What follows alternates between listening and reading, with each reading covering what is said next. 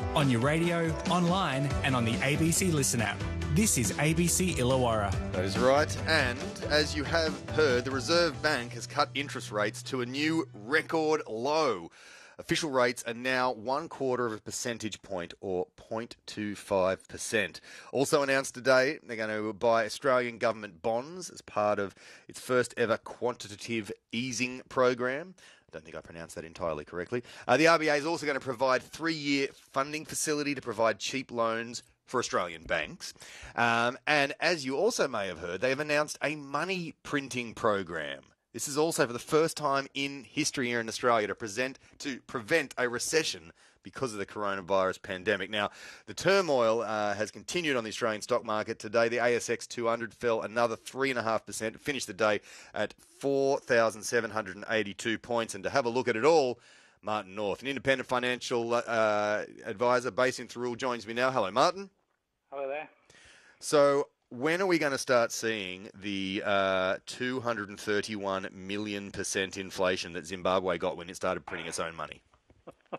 We are in uncharted territory for all sorts of reasons, not least, of course, because the economy is tanking even as we speak, and unemployment's rising, and people are finding their cash flows are under pressure because the employment is just not in the right direction, both small businesses and households. In response to that, of course, they can cut rates. Well, they've done that really down to the bottom now. 0.25 is as low it can go. And they're now using a range of other, quote, unconventional tools to try and help. What they're actually doing is essentially making it more attractive for lenders and banks to pass money through the system to small businesses and consumers. Of course, the question is, are those small businesses and consumers in any fit state to borrow anymore?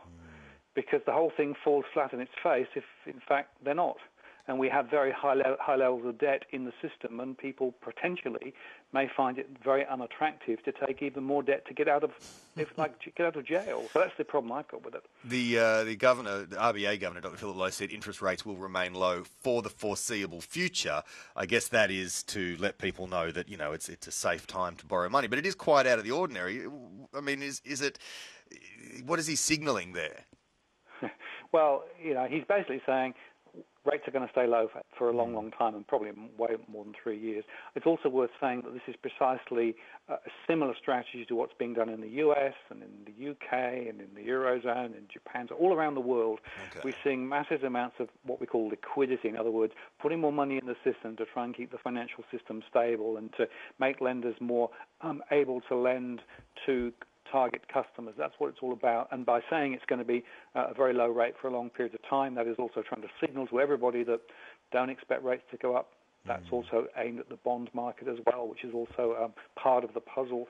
So it's trying to signal a forward intent in terms of what's going to happen. What does that mean for people, for superannuation and people who rely on rates going up to, that's not a great signal to those people. Well, this is the real killer, right? So superannuation, on average, are now down, 20% from where they were 3-4 weeks ago. So many people will, and of course that's a forced savings scheme, so you've got really no choice but to be in that.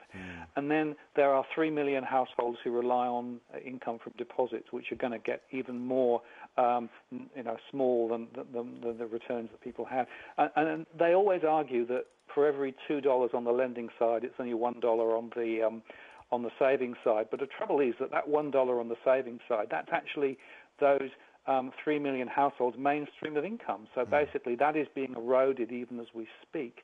And so whilst we are building an economy based around ever more debt, the trouble is that we've got this other group that is actually being taken to the cleaners. All right, let's go through a couple of these other measures.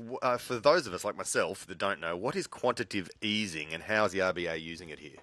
Yeah, well, he said, Philip gave quite a long speech, and he said, look, yes, we are increasing the quantity, but it's really, it's not full quantitative easing. But what it is basically, it's the thing about quantitative easing is you throw more liquidity in. What you're effectively doing is devaluing the real value of money and increasing the value of assets.